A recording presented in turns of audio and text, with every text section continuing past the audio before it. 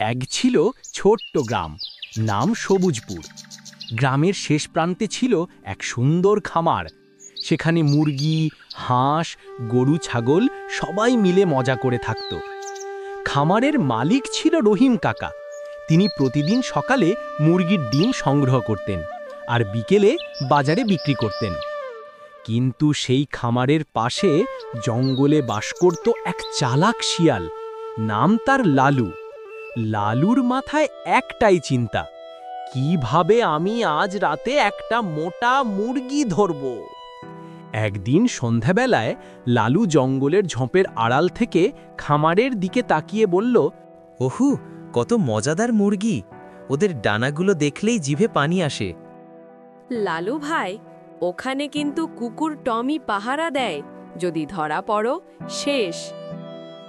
আরে বোকা, আমি লালু শিয়াল, বুদ্ধির জোরে সব পারি।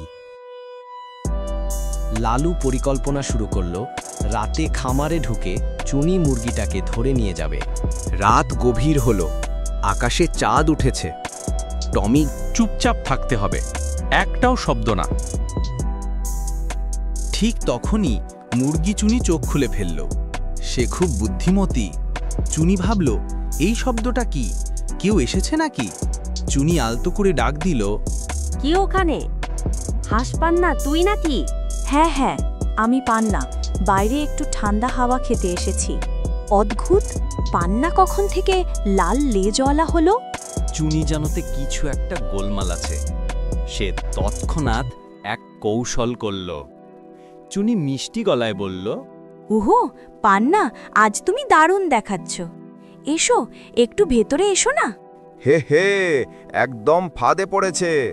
ধীরে ধীরে লালু ভেতরে প্রবেশ করল। লালু ভেতরে ঢুকতেই চুনি চেঁচিয়ে উঠল,